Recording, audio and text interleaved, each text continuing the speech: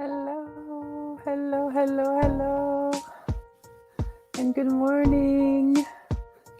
Good morning, everyone. Good morning. Welcome to this week's Duchenne Method live stream class. Today is Monday, April 10th in many parts of the world. Today is Easter Monday, which is a sacred day of resurrection for the Christians in the house. This is a day of resurrection, Christ resurrection. And so we're taking some time today to come together and really sit in this circle of creation that I like to call, where we get to acknowledge, engage, and support one another. And I love to make this interactive as much as possible. So if you're here on YouTube, please go ahead and say hello, good morning. We can see one another. I think through the live stream, people can see each other's comments. Hey, good morning, Chelsea. Nice to see you. Wash hands. Good morning. Wash hands. Are you washing your hands? Are you going to wash your hands? Or are you saying hands in prayer? Regardless, welcome, Chelsea. It's wonderful to see you here. Welcome everyone who is here but not signed on. And if you are visiting me on my YouTube channel and you are finding yourself that you cannot comment, it's because you have not created an account yet. So all you have to do is create an account on YouTube. And later today, one of my team members is going to send a little video for everyone to learn how to actually create an account on YouTube so that you might be able to participate back and forth. LOL, waving. Oh, hi. Waving to you. Good morning. Sabi is here. And hi, sweetie. And everyone. Yeah, what a beautiful Easter weekend. I am finding myself in the province of Quebec. I have been here for almost a week now, spending time with family, enjoying my time here, and really celebrating some time as spring starts to arise. Mother Nature is shifting. We are moving into yet another season. And how are you doing? How are you doing at this turn of another season? How is your heart feeling? We're already at the beginning of April of 2023. If you were to check in right now, which is something that I do with all of my clients at the beginning of every session, whether it's body work, whether it's coaching, whether it's guiding, we always do a check-in. So take a time to check in. Good morning. Hi, whoever is coming on. I am happy that you're here. Elise. Good morning, Elise. Thank you for being here. I really appreciate you all being here. Happy Easter Monday. There's a feeling, a sensation of calm in the air. Anyways, where I am, there's this sensation of presence, of calm. Easter is a pretty holy holiday, whether we actually celebrate it or in my case, in my family, we don't really celebrate Easter per se, aside for the cultural aspect of it, not really the religious part of it. And still, it's an opportunity for families to get together. It's an opportunity for us to be in communion with one another, whether it's coming from a place of religious belief or church going. Just know that in this sacred circle of creation, all of it is welcome. Whether you celebrate, whether you don't, whether you're Jewish, Muslim, First Nation, everyone is welcome in this circle. That is the whole point of why I do this. I really want to be able to create a sense of community, of dialogue, of interacting with one another. I find that in the world today, that's missing. We've kind of lost touch with how to mindfully communicate. And essentially, the basis for all the work that I do is truly communication, right? Connecting with the body, connecting with your soul, connecting with your mind, and connecting with community, in community, to learn to better dialogue with one another from a mindful place, to really practice this art of being okay to disagree and to learn to do so in a way that rises us all. So there's less combating and more internal reflection for personal development, personal and spiritual evolution.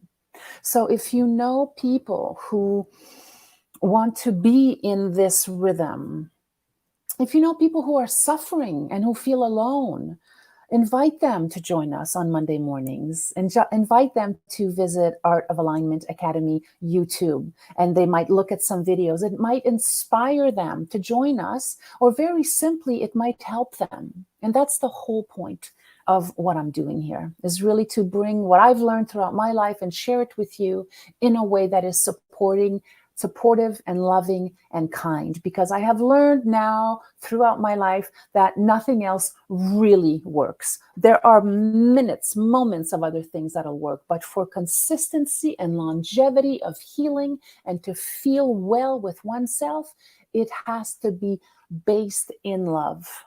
The foundational course of our lives, we must be able to return to love all the time. This mind-body centering that I'm talking about, working from the midline to keep our wits about ourselves through difficult times. And so today, I wanted to talk a little bit about that part of us that comes in, that is very strong. We all have her, him, they, that part of us called the saboteur, the self-sabotaging practices that we continue to engage in many times despite ourselves. It is an unconscious behavior based on what you were told throughout your life. And this starts way back, right? When we were tiny little peanuts, tiny little babies, how our parents interacted with us, our caregivers interacted with us, perhaps even in embryological development. How did the person who held you in their tummy, how were they living? Were they self-sabotaging? And I like to go that far back, my friends, because we only evolve into the human beings that we become based on the beliefs that we own as ours. And in this work that I'm sharing with you, I want to be able to offer you other ways, other perspectives, because maybe the way that you're thinking about yourself is not complete. Maybe there are parts of you, the beautiful, loving, brilliant, shining parts of you that you're not investing in because subconsciously your saboteur is so strong that he, she, they comes in and messes with your mind, messes with your body, messes with your vision of how you see yourself in the world. Does that make sense? Please let me know if you're tracking with me, if you're following with me. Okay, my friends, so what is it? What is self-sabotage? Well, technically, right, the definition of self-sabotage is a behavior pattern, a pattern of behavior where consciously or unconsciously you undermine yourself and your goals, you undermine your values and your well-being. It's a process of taking actions that prevent you from achieving your goals, your desired outcomes in life, and even your success. I'm going to repeat that. You can take notes or can you review this later, but this is really important to understand the foundation for self-sabotage, because we're going to go into how it manifests. We're going to go into how you might be doing, examples of what you might be doing in your life to support your saboteur. And then at the end, I'm going to offer you some insights as to how do we actually stop self-sabotage. Okay. So again, self-sabotage is a behavior pattern, a pattern of behaviors. That means you do it over and over again. Consciously or unconsciously, you have these behavior patterns that you do over and over again. You might know it and ignore it, or you might be totally unconscious of doing that. And these actions undermine your goals. They undermine your values and your well-being. These repetitive patterns that you do, these behavioral patterns, undermine your actions, your well-being, your sense, your values. It's a process of taking actions that prevent you from achieving your goals in life, your desired outcomes in life, even your successes. And I really want to bring it home right at the beginning of our talk today, because we all have a saboteur, and it's really important for us to be able to identify when he, she, they show up. Because with present awareness and being able to identify your behavioral patterns, it is the instant way to walk into change. If you're not aware of them, you can't change them. Does that make sense? Without awareness, we cannot change anything. Okay, so how does your saboteur show up in your life? Well, here are some examples. And what I'm doing here in the way that it manifests, I really integrate a body-mind relationship, right? This is the basis of all of my work. Body-mind, mind-body connection.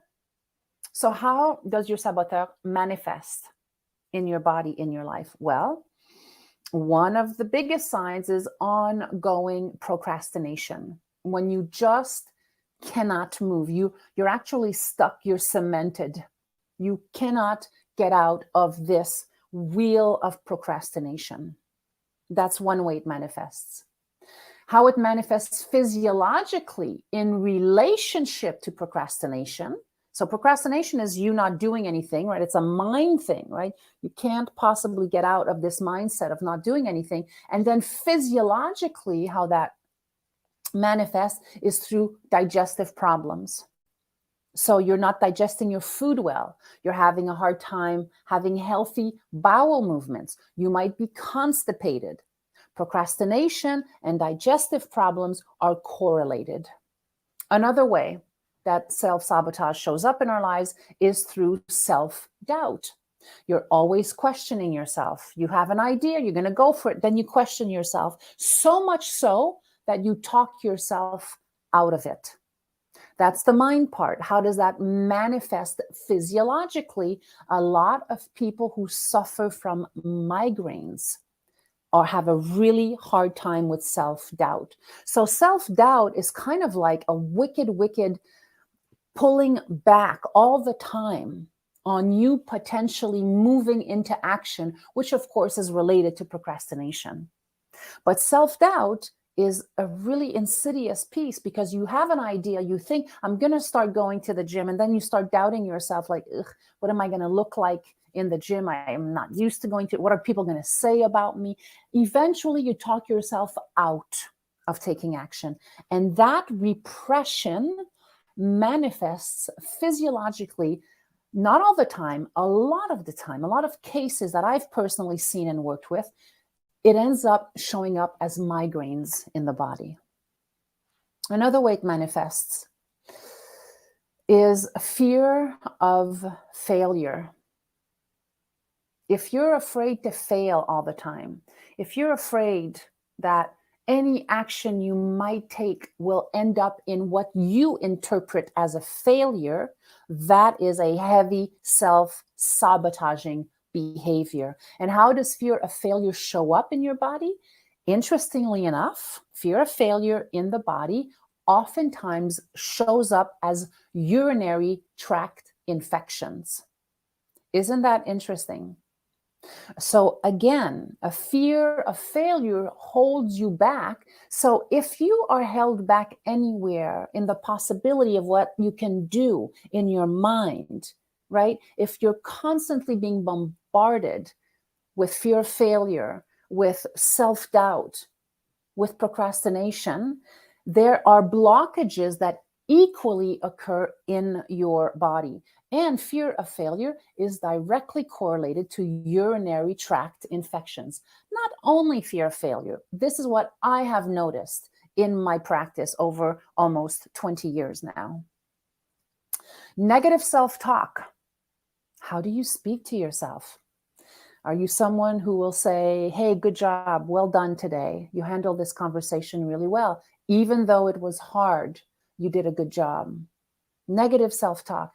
Do you know how negative self-talk shows up in the body?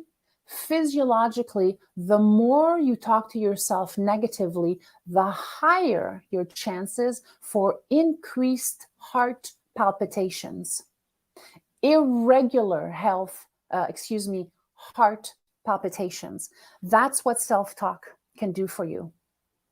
So I just want you to kind of see if there are any correlations, if this makes sense to you, if you might have encountered any of these yourself. Finally, addiction is another way where the self-sabotaging behavior shows up. We get addicted to food, alcohol, drugs. Working out is another addiction.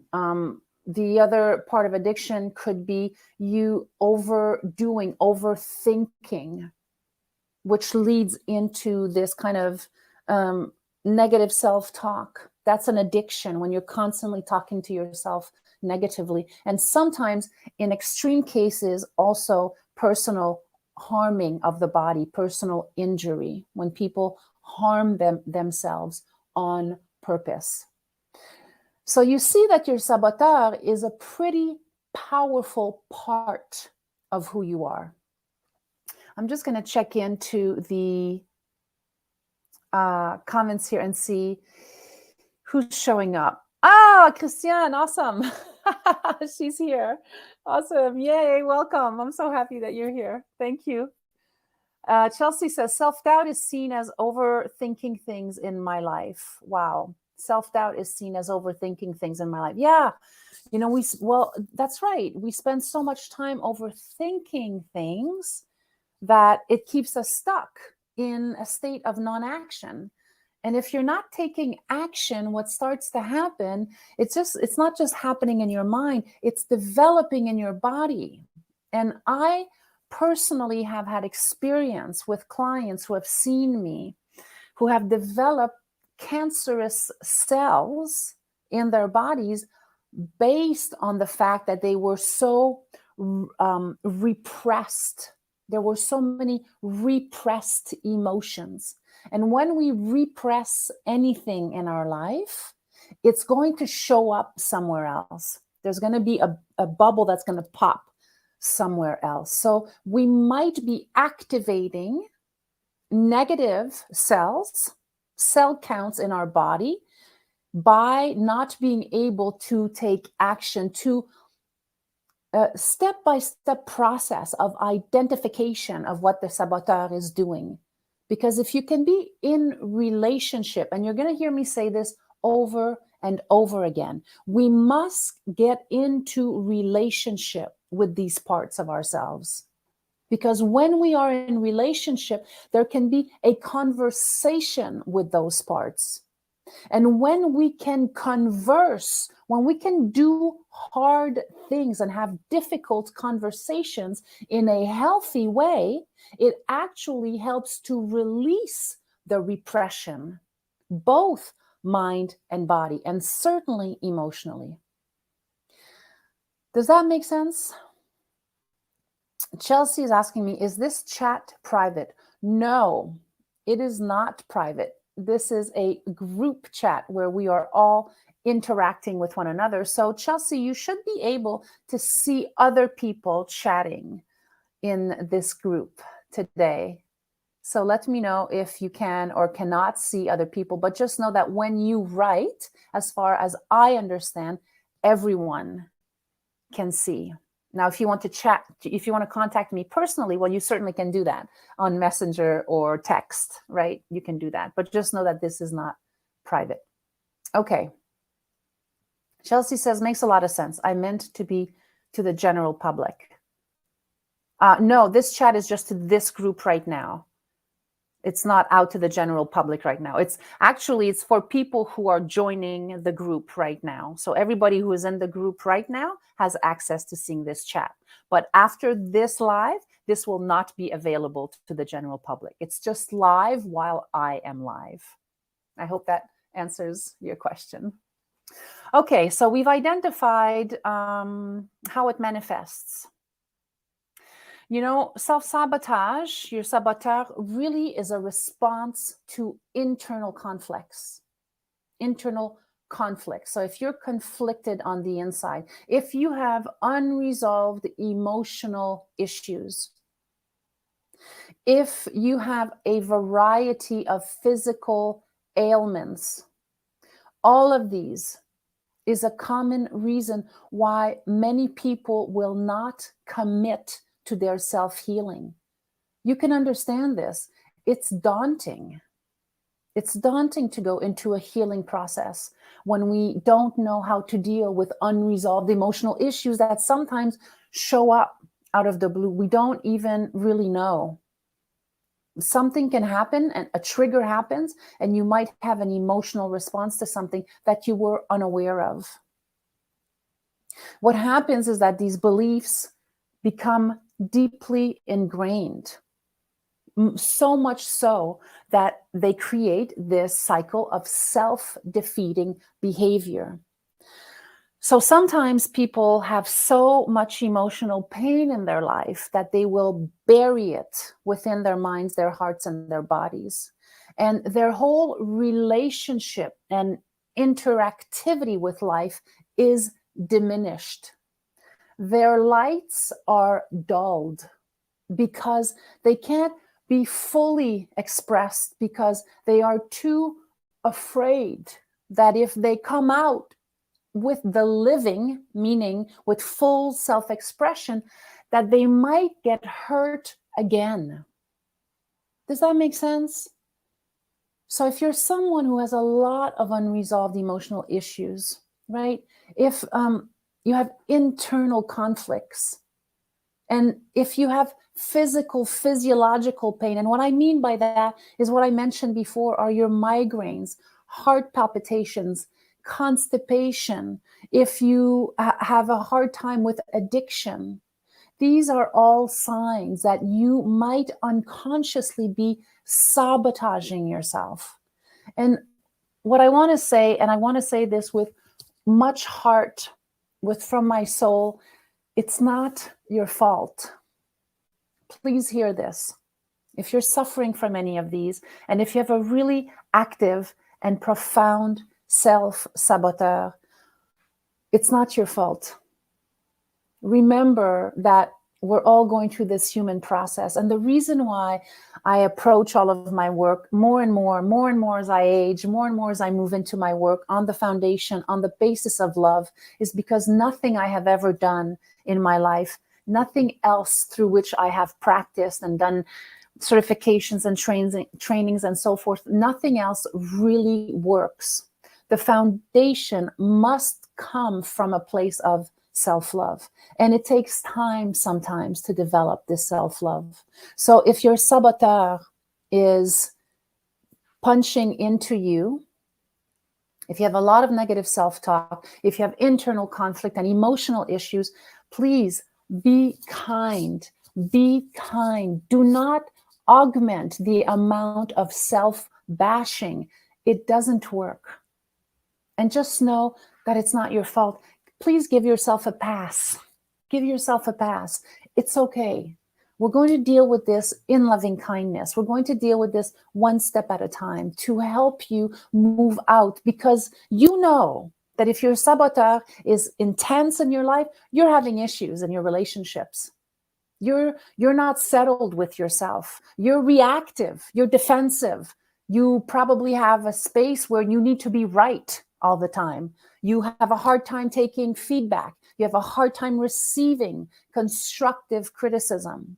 These are all related to the part of us that we continuously injure because we're too afraid to get hurt again. So what we do is we combat with a defense armor, and then we're impenetrable, which is really hard if you want to be in a relationship with someone, if you want to love someone, if you have family members that are difficult to deal with, but they're there, they're your family, you can't run away.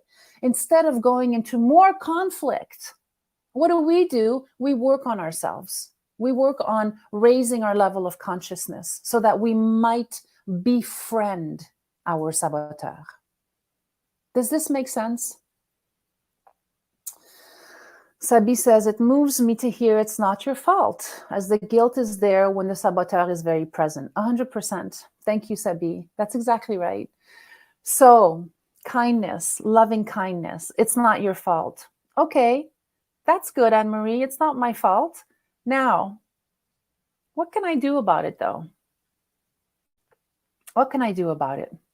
Well, listen, it requires a combination of things. Okay, so we're going to go slowly. We're going to take it one step at a time. It requires a combination of some of the following. So first is self-reflection.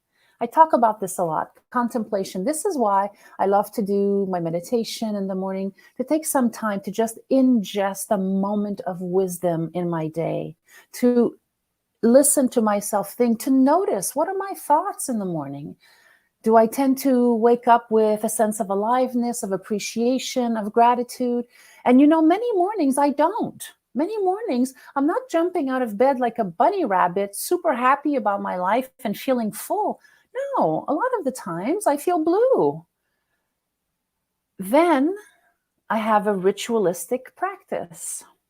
I have hot water and lemon in the morning. Right away, that helps to soothe my body. It helps to soothe my physiology, right? Before that, in bed, I put my hand on my heart and tummy and I check in and I say good morning to myself. And then I say a little prayer, maybe a few affirmations. Thank you, God. Thank you, universe, for my life. Even if I don't feel like it, right? And then I have a hot water with lemon, and then that soothes my physiology. My body settles in. And then I put in some beautiful music. Then I light some incense. And then I meditate for a little bit. So self-reflection is part of things that can help you to move into the next step outside of the saboteur behavior. Start to reflect a little bit.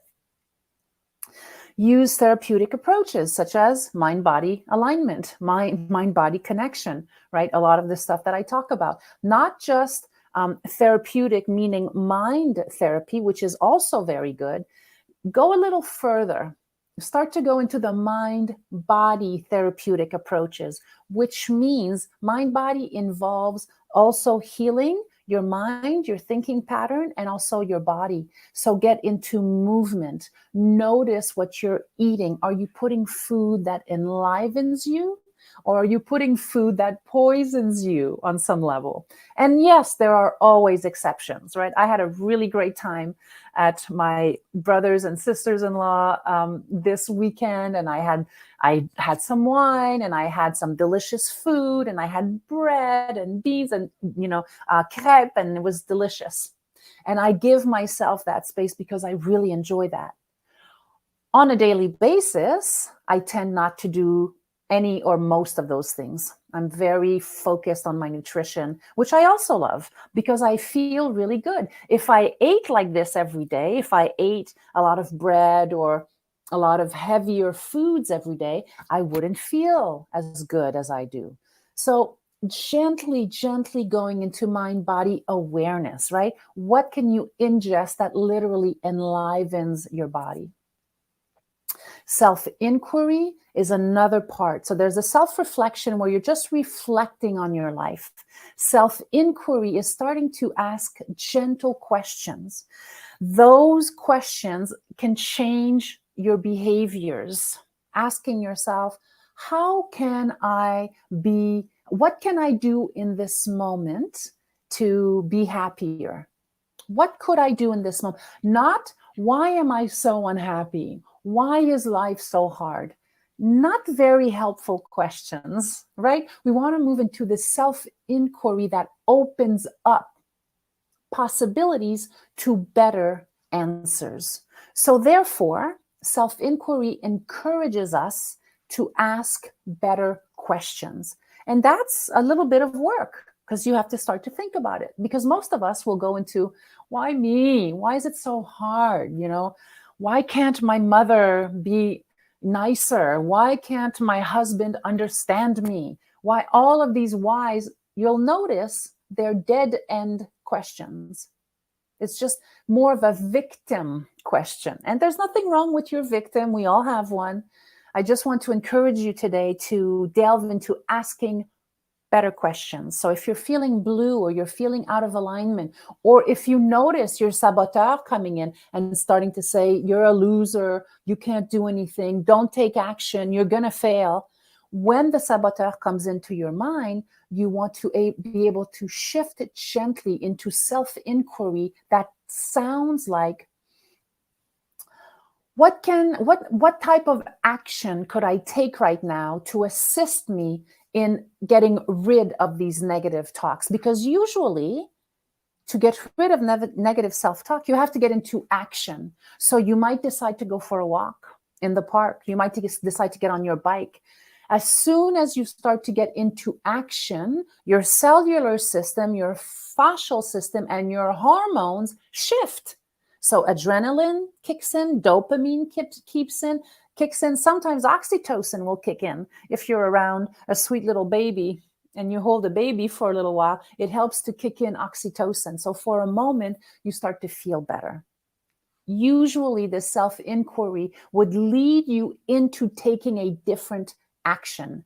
Action is the way to healing. I am more than convinced of this today, more than ever. Sabi says, in parallel of being afraid of getting hurt, there might be also fear to be vulnerable. When we're not used to be embraced the tears or emotions, there might be a fear of losing control of oneself. 100%, Sabi. You are completely correct and ahead of me. I'm getting there to the vulnerability piece. Thank you for sharing that. You're absolutely right. Chelsea says, thank you for sharing your struggles in the morning and your routine. It is so helpful to hear the self-care you do. Thank you. Oh, good. I'm glad that's helpful. Yeah, I struggle with it too. Many mornings. I'm not jumping out of bed feeling amazing. What I started to do, Chelsea, is I've started to roll out of bed and immediately go outside in the morning to take like a 5-minute walk to get the first rays of light. So I am trying all of the techniques that I'm sharing with you. I am trying them on me first. So I roll out of bed in the morning. I immediately go outside. I use the bathroom. I immediately go outside. And then I'm just out there for 5, 10, sometimes 15 minutes just to get the first rays, to connect with nature first thing in the morning. That has proven to be helpful. I come back in the house and I'm recharged. Then I have my hot water with lemon, second recharge. Then I light my candles, burn my incense, sit to meditate for a few moments, and then I'll have a cup of coffee usually. That's a treat for me in the morning. And then I feel more enlivened. I have to say that for me, going outside in nature always helps. Always helps. It always helps me to clear my mind. And the more in nature I am, the happier I tend to feel. Sabi says, this week as I faced my saboteur, I felt like making a list of the actions that give me confidence. Beautiful. It made me feel better. I observed that when I danced, for instance, I feel more empowered. Yes, dance is a great one. Put on some music and move and dance. Listen, nothing that I'm sharing with you here is revolutionary. You know why? Because you don't need revolutionary tools to feel better. It's basic.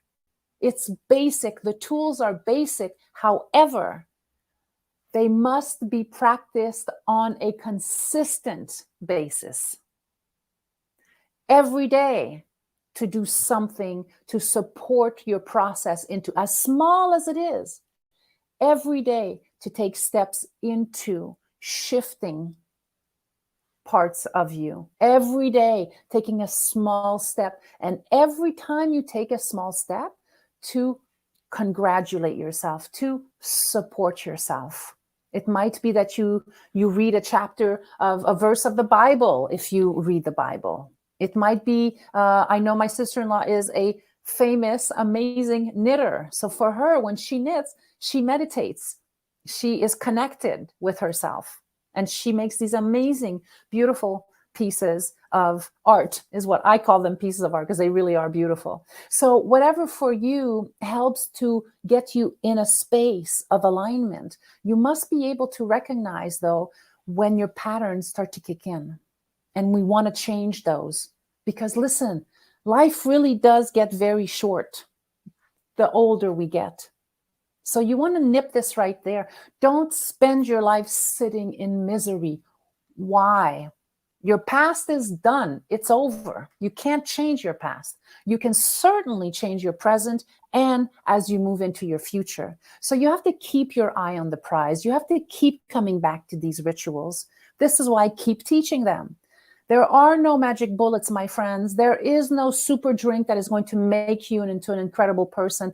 It all takes work, dedication, and focus. And most of the time, if we have healthy rituals, we can improve the quality of our lives and move out of self-doubt, move out of self-sabotage. Chelsea writes, that's great. I do this at my brother's. I will begin to do it in my home as well now that it's spring. Yeah, beautiful. Roll right out of bed and out into the first light of day. It's very helpful. Okay, so back to Sabi's point here. So why might people struggle to commit to their own healing? Well, because it's scary. That's why I said before, please be kind to yourself. It's not your fault. It's very scary and it's a very natural process. Fear of change is a real fear. Healing involves change. You have to change things. You have to change your rituals. And it requires discipline and commitment. That can be scary, especially when we're used to being a certain way. It takes effort, my friends. It takes effort. And it is so incredibly worth it.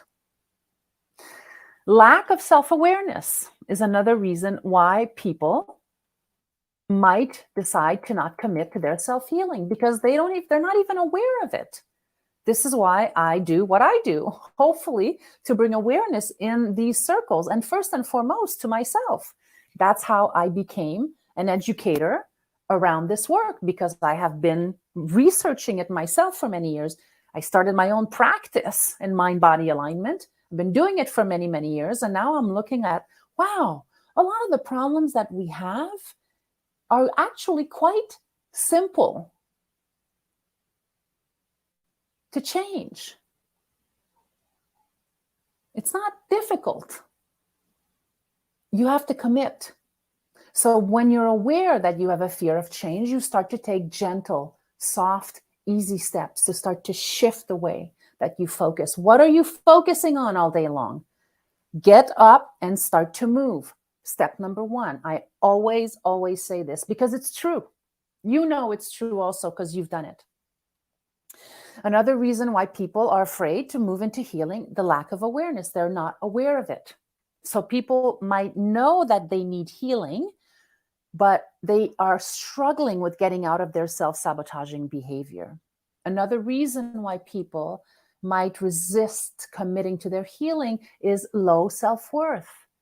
If you have low self-worth and you feel like you are not deserving of healing, that's a tough one. Again, it's not your fault. This is where you come from. It's what you were taught. And part of you believes in it. And I will tell you now, as an adult, it's your responsibility to commit to these types of groups of tribes, to listen to this type of language so that you might start talking to yourself the way I'm talking to you, right? It's not your fault. It's okay. I honor my life. I honor myself. I forgive myself for the mistakes I've made. I want to live a healthy, happy life. So I'm going to commit to changing. And that helps with self-worth. So if you have low self-worth, you have to be mindful of that, right? Don't ask why. Oh my God, why do I have such low self-worth? Not a good question. There's no answer to it. Or you can start to go down the rabbit hole of why you have low self-worth. Instead, ask the question, what can I do to help me move out of my perception that I'm worthy, I'm worthless? What can I do to change that perception? Because it's just your perception, by the way. You are not worthless. Absolutely not. But maybe no one has told you that. So you think you're worthless because no one has reinforced the fact that you're incredible and that you have amazing talents. Can we focus on your talents? What are you good at? Okay? Is this making sense, you guys? Another reason why people might shy away from committing to healing are external influences, right? A person might not have access to the resources they need for healing, or they may be surrounded by people who don't support their healing journey. That's tough. If you're in a relationship and your partner does not support your healing process because they are also stuck, we have to be able to look at this lovingly, kindly. It doesn't mean you get a divorce overnight. We start to reflect. We start to inquire gently, lovingly, kindly, slowly. If I'm not getting support on my healing journey, where else could I find support? Get into action. You join this group, for example, little nuggets might show up for you here. Being in relationship and conversation with the people in the Duchenne Method Facebook group might help you. So if you know about the Duchenne Method Facebook group, if you're in it, commit to writing your gratitudes. If you can't do it every day, do it every week, but show up. Let yourself be seen in a loving circle of support. That's how we start to shift our commitment to healing. And to your point, Sabi, resistance to vulnerability is a very big thing, is why people won't commit to their own healing. They are afraid to be seen. It's very hard to be seen as vulnerable.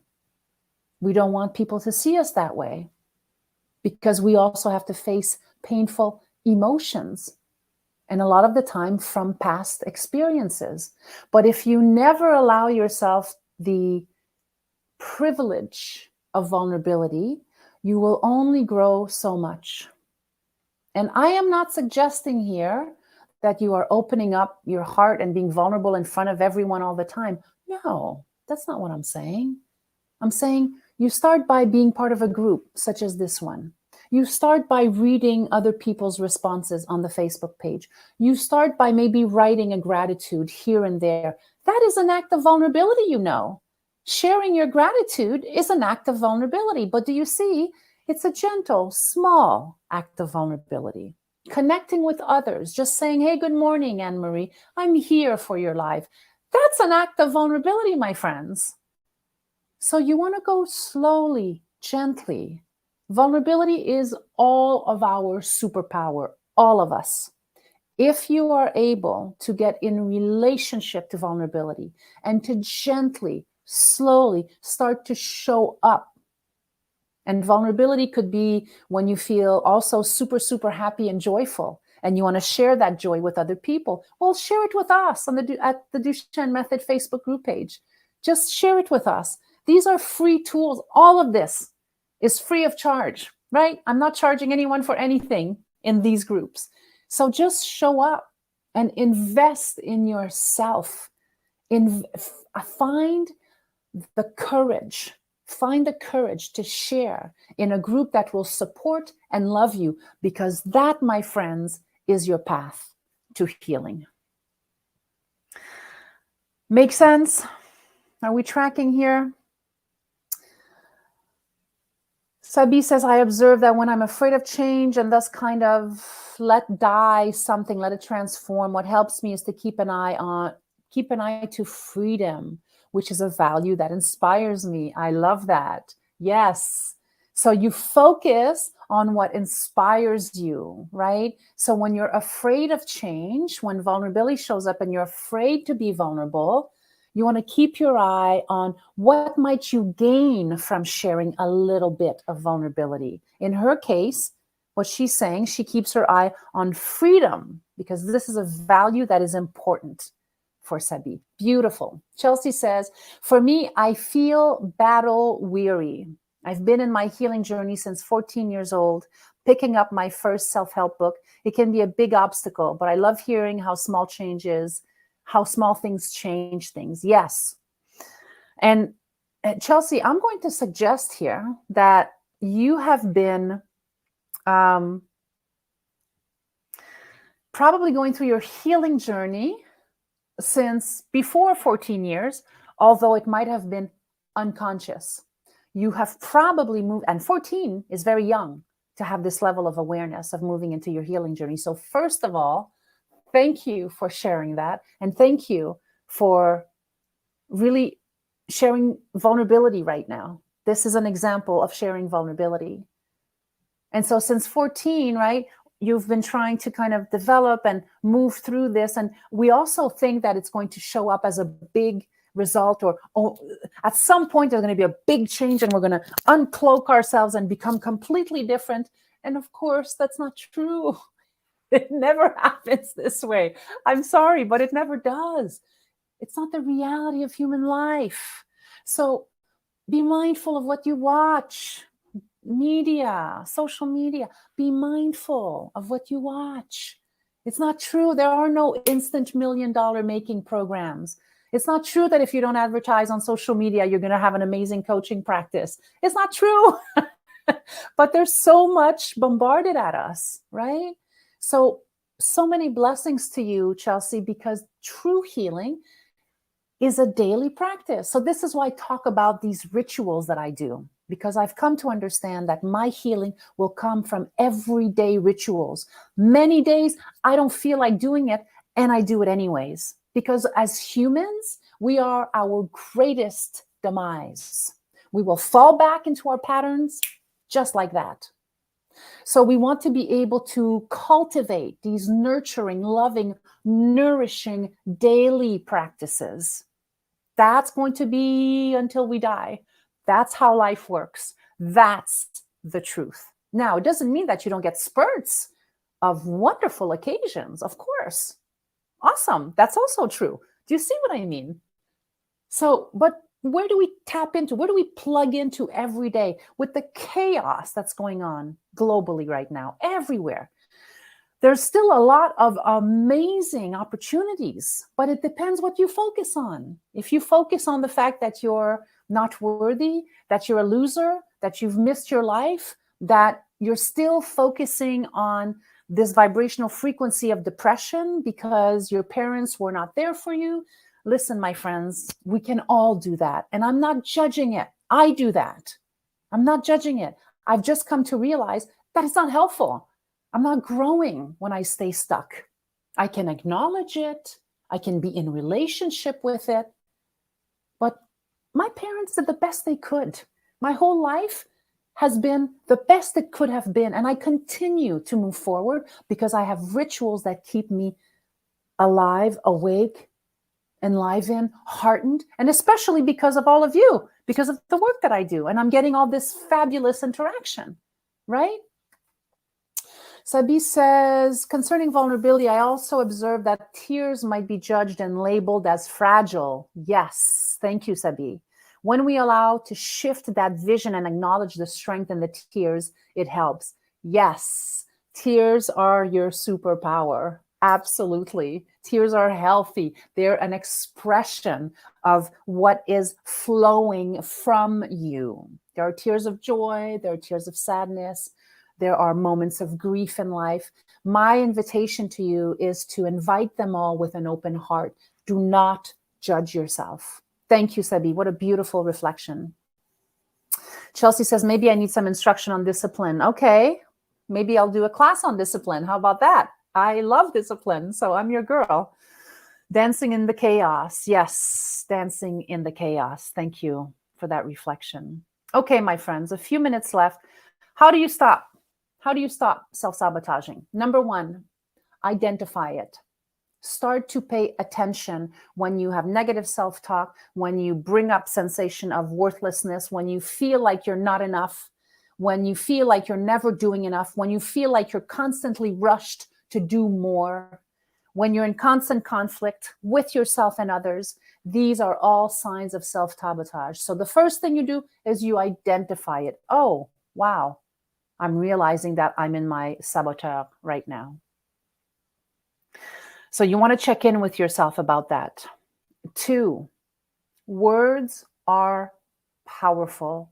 Please change your self-talk as of today.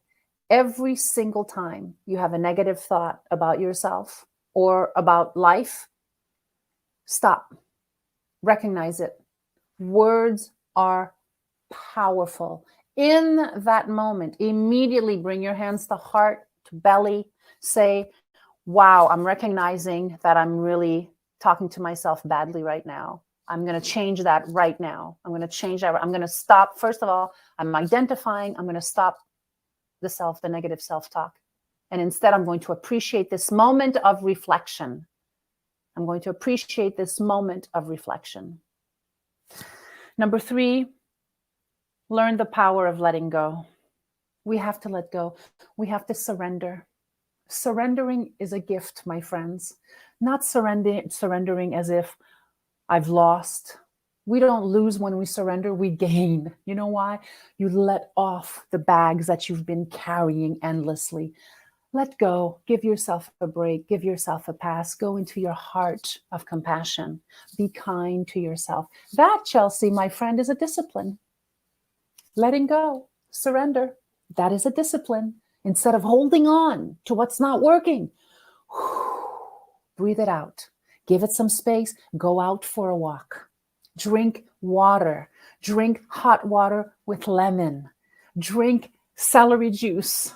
Drink green juices. Eat food that is enlivening. Lots and lots of greens, vegetables, fruits that really enliven your body. That's discipline, my friends. Thank you. Thank you for being with me today. I really appreciate. I hope that this was helpful. I hope that you were able to see me a little bit better throughout the program today. I really, I'm so grateful for you being here. As always, you can join the the Duchenne Method Facebook group page. Share your gratitudes with us. Join our community. Even if you don't write every day, show up. Show up for yourself. It will help in your healing process. Next Monday, I'm here. Same place, same time. And next week, I am talking about resistance. Resistance is futile. Let it go. So next week is going to be a really important class on resistance. What is it? Where does it come from? Why do we entertain it? Why are we so committed to self-resistance? And then, of course, I offer solutions at the end as to how we might explore possibility. The philosophy of possibility is a line that runs through my entire work. So I really hope to see you next week. Thank you. Thank you for being here. I love you. I appreciate you. And I really hope to see you on the Facebook group page. Many blessings. Have a wonderful, wonderful day. Bye, everyone.